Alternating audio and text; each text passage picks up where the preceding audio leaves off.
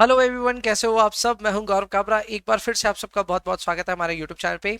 CFL 11 की preparations आप शुरू करने जा रहे हैं अगर, तो एक दिमाग में क्वेश्चन जरूर आ रहा होगा कि पढ़ाई शुरू कैसे करें। How do we actually start our subjects. Syllabus बहुत बड़ा है, 10 सब्जेक्ट्स हैं, 90+ लर्निंग मॉड्यूल्स हैं। ऐसे में किसको पहले करें किसको बाद में करें, इसको लेकर के क्वेश्चन सबके माइंड्स में होता है। हमारे यहाँ पे भी जब भी कोई भी स्टूडेंट एनरोल करता है, पहली चीज जो वो पूछता है और जो हम लोग भी देते हैं अपनी तरफ से, वो यही है कि भाई आपके लिए एक सीक्वेंस बना रखा हमने, और वो सीक्वेंस एक प्रॉपर थॉट प्रोसेस के साथ बनाया है हमने। एंड उस सीक्वेंस को फॉलो करके हो सकता है आपकी ये जर्नी में आपको फायदा हो। बट एक डिस्क्लेमर है शुरुआत में, वो ये है कि जिस सीक्वेंस को मैं आपके सामने रख रहा हूं, इसको आप एक बेंचमार्क, एक टूल की तरह यूज कीजिए। बट इसको एज एन पत्थर की लकीर मत मानिए। हर किसी का पढ़ने का तरीका अलग है, हर किसी के प्रेफरेंसेस अलग है, हर किसी के पास टाइम अलग अलग है प्रिपेयर करने को। ऐसे में किसी के लिए भी एक पर्टिकुलर सीक्वेंस को 100% करेक्ट या फिर आइडियल बोल करके टैग किया ही नहीं जा सकता। आप ज्यादा से ज्यादा इस सीक्वेंस को देख करके अपनी सीक्वेंस बना सकते हैं, and you can just do a bit of adjustments if you want to. हाँ, अगर आपको ऐसे कोई एडजस्टमेंट्स करने की जरूरत नहीं है, तो आप इस सीक्वेंस को एज इट इज यूज कर सकते हैं। आपको कहीं पे भी कोई भी तकलीफ नहीं आएगी। शुरुआत करते हैं। Let's get started. कैसे आपको पढ़ाई करनी चाहिए for your CFL level 1 examinations. Let's get started. सबसे पहले ऑब्वियसली आपका ना पहला पॉइंट जो आता है, जो जो मेरा थॉट प्रोसेस है, वो मैं आपके सामने रख रहा हूं। मेरा थॉट प्रोसेस ये रहता है कि जब भी हम कोई भी पढ़ाई शुरू करते हैं, तो हमारा एक ना कह सकता हूँ एक्सपेक्टेशन होता है किसी भी कोर्स के साथ में। एंड पता नहीं क्यों CFL लेवल 1 को लेकर के एक एक्सपेक्टेशन सबके दिमाग में ये रहता है कि यहाँ हम लोग न्यूमेरिकल सवाल बहुत ज्यादा बनाने वाले हैं। आपके भी माइंड में शायद ये रहेगा कि हाँ सर, हम लोग बहुत न्यूमेरिकल बनाने वाले हैं। यहाँ तो नहीं होता है ऐसा। ये शायद इस वजह से भी थॉट प्रोसेस आता है क्योंकि आप बीकॉम में या कहीं पे भी CA में कहीं पे भी फाइनेंस पढ़ करके आते हैं, तो it is largely practical oriented, numerical होता है। बट CFL 11 वैसा एकदम भी नहीं है। 15 to 20% of the questions would be numerical based. बाद बाकी न्यूमेरिकल नहीं होंगे। It would be theoretical. आपके फंडामेंटल्स, आपके कॉन्सेप्ट्स, आपके थियोरेटिकल कॉन्सेप्ट्स को बहुत बढ़िया से टेस्ट करते हैं ये। तो ऐसे में लार्जली ये जो सब्जेक्ट है वो प्रैक्टिकल के इर्द गिर्द नहीं है। बहुत चुनिंदा एरियाज में आपको न्यूमेरिकल्स को फेस करना पड़ेगा, एंड ज्यादातर जगह आपको थ्योरी पढ़नी पड़ेगी। एंड थ्योरी को पढ़ने के लिए भी ना एक मोमेंटम की जरूरत पड़ती है, एक आपको माइंडसेट की जरूरत पड़ती है। आपको शुरुआत में कुछ लर्निंग मॉड्यूल्स में ये एक हिकअप फील होगा कि आप पढ़ रहे हो लेकिन फिर देख रहे हो क्वेश्चंस नहीं बन रहे। ऐसा क्यों होता है? बिकॉज जब हम थ्योरी पढ़ते हैं तो हम उतना सीरियसली नहीं पढ़ते हैं उसको, एंड क्वेश्चंस ये लोग बहुत दबा करके अंदर अंदर से पूछते हैं। तो जाहिर सी बात है, बहुत ही ज्यादा डेप्थ में अगर पढ़ाई करोगे तब जाकर के क्वेश्चंस बनने शुरू होते हैं। फॉर दैट रीजन आपको एक मोमेंटम की जरूरत है थ्योरी स्टार्ट करने से पहले। एंड प्रैक्टिकल, क्योंकि आप एक बायस के साथ ही आ रहे हो, तो शुरुआत मेरे हिसाब से एक प्रैक्टिकल ओरिएंटेशन के साथ करना चाहिए।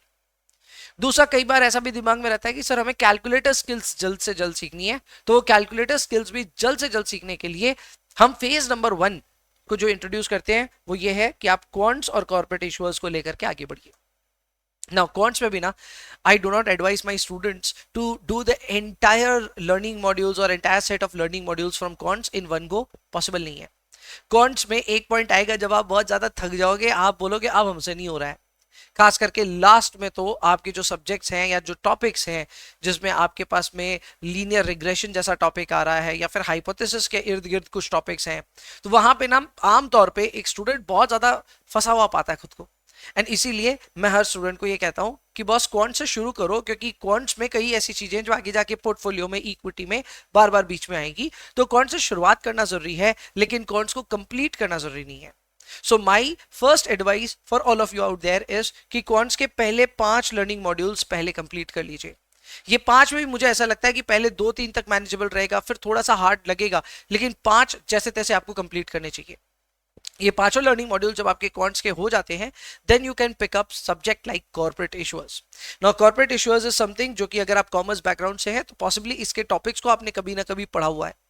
पर इस चीज को एकदम भी हल्के में मत लेना कि जो पढ़ा हुआ है भाई वो तो दोबारा पढ़ना ही नहीं पड़ेगा। पढ़ना पड़ेगा, इस बार ज्यादा डिटेल में पढ़ना पड़ेगा, बट फिर भी कॉर्पोरेट इशूअर्स काफी हद तक मैनेजेबल है, इजी है। और अगर आप इसको ठीक से पढ़ेंगे, शिद्दत से पढ़ेंगे, तो यहाँ पे आपका कॉन्सेप्ट बिल्टअप भी होगा, कॉन्फिडेंस भी आएगा, मोमेंटम भी आएगा। सो ये आपका फेज नंबर 1, जहां पे सिर्फ इतना सा करना है। एंड ऑब्वियसली टाइम ज्यादा नहीं लेना है। टाइमलाइंस को लेकर के मैंने रोड मैप बना रखे हैं फॉर मल्टीपल टर्म्स। जैसे मैंने रोड मैप बना रखा है for may and August examinations. अगर आप 26 में एग्जाम दे रहे हैं तो you can definitely go into it. ठीक है, तो आप ये कॉन्ट्स और कॉर्पोरेट इश्यूज के साथ शुरुआत करेंगे। फिर उसके बाद में आपको वो उठाना है जहां पे थोड़ा सा ना आपको एक एक्साइटमेंट वाला फैक्टर आएगा। एक्साइटमेंट वाला फैक्टर आमतौर पे जैसे आता है इक्विटी इन्वेस्टमेंट्स को लेकर के, because it is somehow connected with stock market. And अगर आप थोड़े से भी फैसिनेटेड होते हैं विद फाइनेंस तो शायद stock market is the first universe that excites you.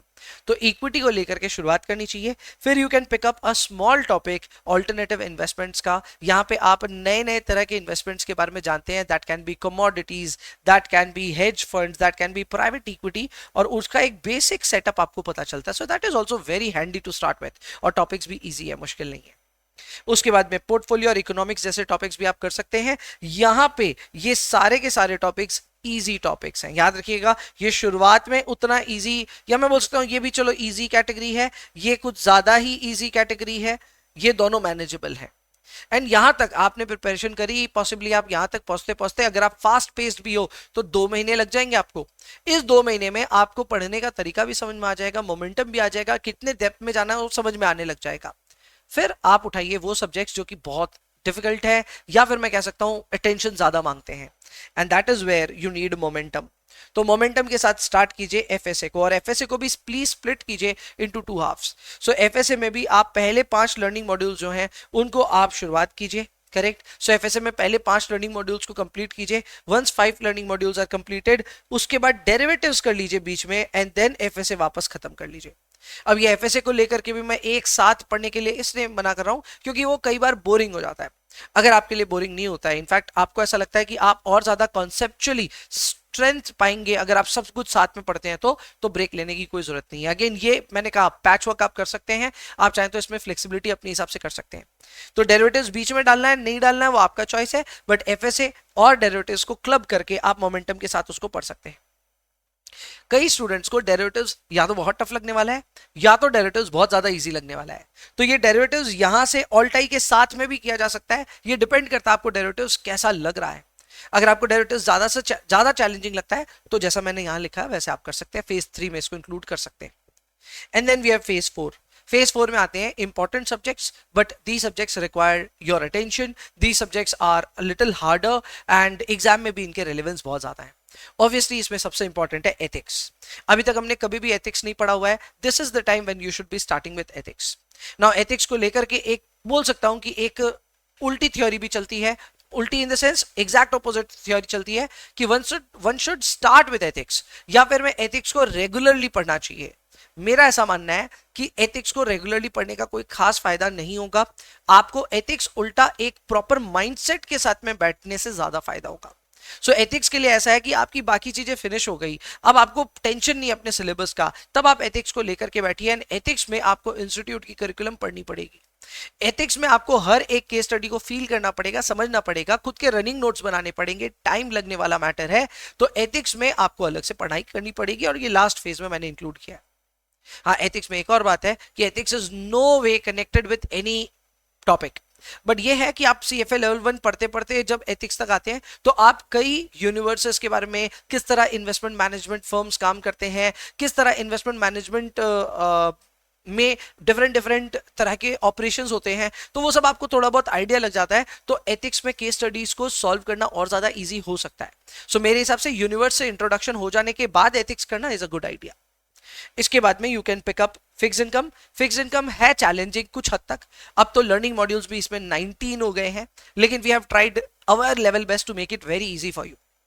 तो हमने अपनी तरह से फिक्स इनकम को बहुत इजी किया हुआ है। फॉर एनरोल्ड स्टूडेंट्स में बता रहा हूं कि हमने बहुत इजी किया हुआ है, बट स्टिल फिक्स इनकम को डिनाई नहीं किया जा सकता, it is one of the harder topics. क्योंकि ये हार्डर है, आपको एक मोमेंटम की जरूरत है, और वो मोमेंटम के साथ आप इनको शुरू कर सकते हैं। एंड लास्ट में आता है क्वांट्स। क्वांट्स ये वो हिस्सा है जहां पे आप रिमेनिंग टॉपिक्स को धीरे धीरे करके फिनिश करना चाहेंगे, बट फ्रैंकली यहाँ पे कुछ ना कुछ तो आप छोड़ के जाओगे ही। अब कुछ भी छोड़ के नहीं जाना इज बेटर, क्यों? क्योंकि हर चीज टेस्ट होती है एग्जाम में। तो अगर आपने एक भी लर्निंग मॉड्यूल छोड़ा है तो there is a chance that you will have to you will face some bottleneck in the examination, होगा एकदम वो पॉसिबिलिटी। तो छोड़ना तो ऑब्वियसली नहीं जस्टिफाइड है, बट अगर आपका कम एफर्ट लगता है तो लग सकता है। ये वो हिस्सा है जहां पे मुझे ऐसा लगता है कि स्टूडेंट्स कुछ ना कुछ हिस्से को लेकर के स्ट्रेंथ फील नहीं करेंगे, एंड जाहिर सी बात है they will either let it go या फिर बहुत वीक लेवल पे प्रिपेयर करके एग्जाम में जाएंगे, and that is perfectly okay, सबके साथ होता है। सो ये है मेरे हिसाब से एक परफेक्ट सीक्वेंस जो कि आपके लिए वर्क कर सकता है। बट अगेन मैं फिर से डिस्क्लेमर दे दूं, it may not be applicable 100% for you, तो इसको आप एक बेंचमार्क के तौर पे यूज कर सकते हैं, एंड बेंचमार्क के तौर पे आप इसको फॉलो कर सकते हैं। Just in case you are curious कि सर ये डाउनलोड भी करना है हम लोग को, तो डाउनलोड के लिए नीचे लिंक दिया हुआ है, go and download from the link given below, and Telegram को हमारे ज्वाइन भी करें, सो दैट फर्दर कोई भी अपडेट्स हो वो भी आपको मिलते रहे। क्लियर? इसके अलावा कुछ बोनस पॉइंट्स और हैं। बोनस पॉइंट्स में नंबर 1 ये है कि प्रैक्टिस को लेकर के मैं क्लियर कर देता हूं, आप साथ साथ प्रैक्टिस करें तो फायदा है। अगर आप ये सोचे नहीं पढ़ाई सारी कर लेते हैं और फिर प्रैक्टिस लास्ट में करेंगे, बिग नो। उसको करने से ना एक तो आपको वापस टेंशन होगा, फिर आप वापस रिविजन्स करना चाहोगे, टाइम वेस्ट होगा। आपके लिए बेस्ट है पढ़ा, हाथ हाथ सॉल्व किया, उससे आपको एक फीडबैक मिल जाता है कि आपके कॉन्सेप्ट्स कैसे हैं। अगर आपके कॉन्सेप्ट्स वीक है तो you will get a feedback and you can immediately rectify your errors. But अगर आपके कॉन्सेप्ट्स अच्छे हैं तो आप एक, मैं कह सकता हूं, सेटिस्फैक्शन के साथ आगे बढ़ेंगे। हाँ, कुछ दिन बाद में आपके दिमाग में आएगा सर हम तो भूल गए, वापस रिविजन करना पड़ेगा, that is a separate game all together. But ऐसे ही प्रैक्टिस करना चाहिए। रीडिंग पढ़ा, प्रैक्टिस किया, रीडिंग पढ़ा, प्रैक्टिस किया, बहुत हेल्प होता है उससे। नंबर 2, खुद के नोट्स बनाना एडवांटेजियस है। हम जैसे नोट्स देते हैं तो our notes are in PDF form, you can print it out, लेकिन प्रिंट आउट करने के बाद में उसके ऊपर में अपने हाथ से अपने रनिंग नोट्स बनाना एडवांटेजियस है। एक कॉपी बना लेना एडवांटेजियस है। इससे क्या होता है, आप अपने एग्जाम्पल्स अपने भाषा में लिख सकते हो, अपनी लैंग्वेज में लिख सकते हो, and that helps you retain core concepts from the curriculum. तीसरा पॉइंट आता है सीएफए इंस्टीट्यूट के करिकुलम को लेकर के कि क्या सर ये जरूरी है करना। मैं कहूंगा बिट्स एंड पीसेस में जरूरी है। जैसे कि अगर कहीं पे भी कोई एमसीक्यू क्वेश्चन है तो उसको जरूर सॉल्व कीजिए, whether it be a blue box example और it be in practice problem, जरूर से उनको सॉल्व कीजिए। एमसीक्यूज को, डिस्क्रिप्टिव क्वेश्चंस को या सब्जेक्टिव क्वेश्चंस को करने की जरूरत नहीं है। एंड इसके अलावा एथिक्स वाले पोर्शन को जरूर यहां से तैयार करें। बाद बाकी सब्जेक्ट्स के लिए अगर आप स्क्वाइजर या फिर फॉर एग्जाम्पल हमारे नोट्स फॉलो कर रहे हैं तो आपको जरूरत नहीं है इंस्टीट्यूट की करिकुलम को फॉलो करने की। एंड लास्ट में आता है बेंचमार्क स्कोर का। आप जब प्रैक्टिस करते हैं खास करके फ्रॉम द सीएफए इंस्टीट्यूट का इकोसिस्टम, तो उसमें अगर आप एक बेंचमार्क बनाते हैं खुद के लिए 75% और more in your practice sessions, I think you will be through the exam.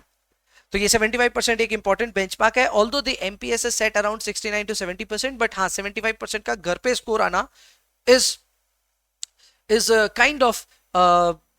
is kind of an assurance कि आपके probability of clearing the examination is higher than probability of failing the examination. Clear? So I hope all of this information is captured. अगर miss out हुआ है आपका कहीं पे भी तो डिस्क्रिप्शन में लिंक है, जाकर के आप इसे डाउनलोड कर सकते हैं। आज के लिए इतना ही रखते हैं। I'll see you in the next one. Bye bye.